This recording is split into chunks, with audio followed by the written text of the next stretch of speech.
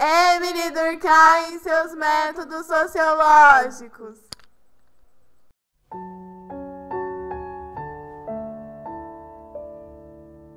Para Durkheim, seu método sociológico tinha 3 características básicas, o que distinguiam de seus antecessores na sociologia, como Comte e Spencer.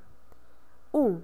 Ele é um método independente de toda a filosofia, ou seja, ele não tem que ter uma vinculação com qualquer visão filosófica ou ideológica do mundo.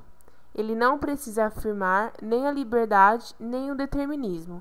A sociologia, assim, não será nem individualista, nem comunista, nem socialista, no sentido que se dá vulgarmente a essas palavras.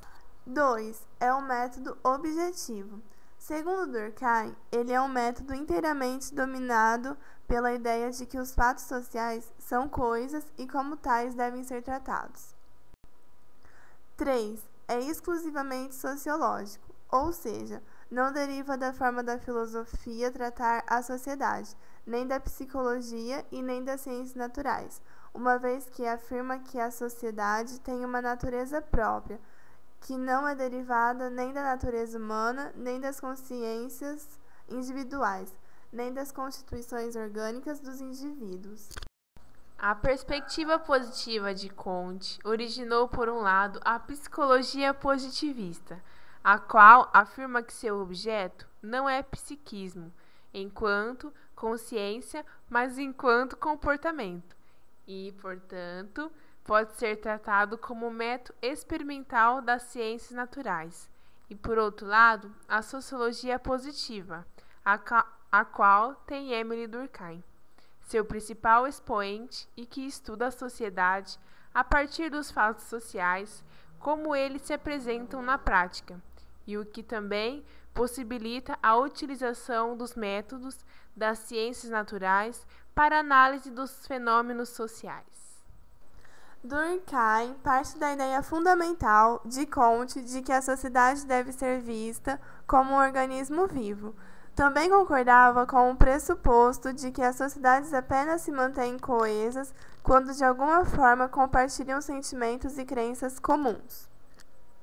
Vamos compreender o pensamento de Durkheim, cuja base assenta-se em alguns pressupostos ou noções fundamentais a serem detalhadas adiante.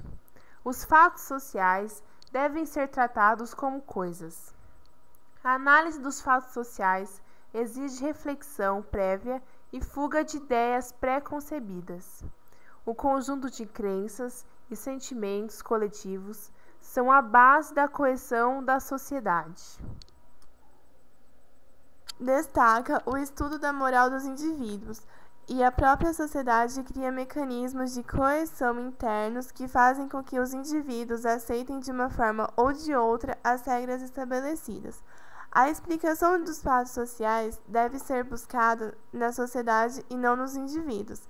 Os estados psíquicos, na verdade, são consequências e não causas dos fenômenos sociais. Mas o que é fato social? O fato social é tudo o que se produz na e pela sociedade, ou ainda aquilo que interessa e afeta o grupo de alguma forma. Nas palavras do próprio Durkheim, é fato social toda maneira de fazer, fixada ou não, suscetível de exercer sobre o indivíduo uma coerção exterior, ou ainda toda maneira de fazer que é geral na extensão de uma sociedade dada, e ao mesmo tempo possui uma existência própria, independente de suas manifestações individuais.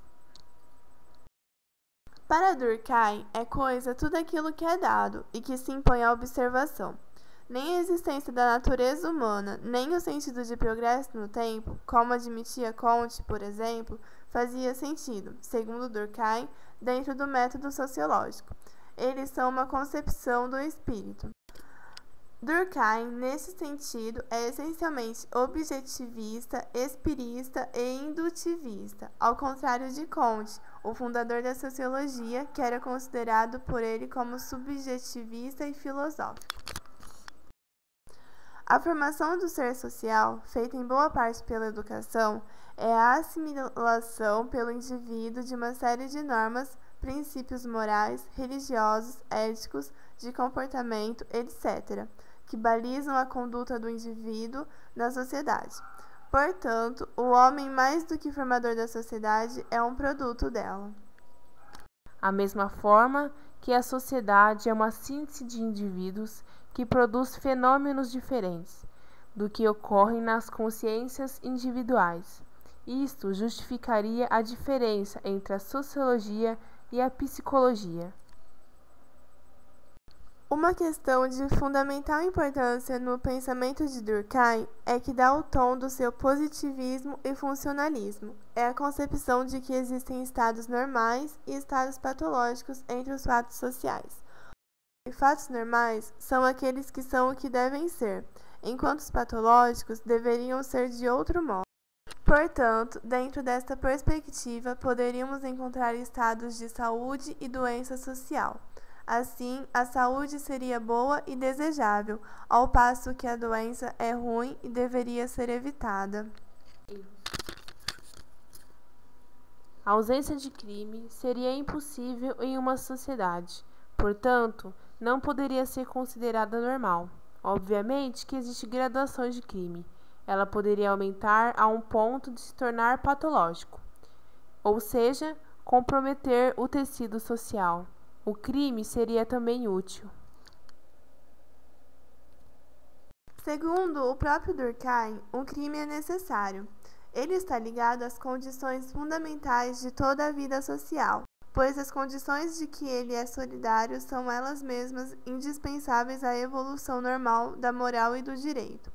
Assim, se o crime é considerado normal, então ele é inevitável, ainda que lastimável.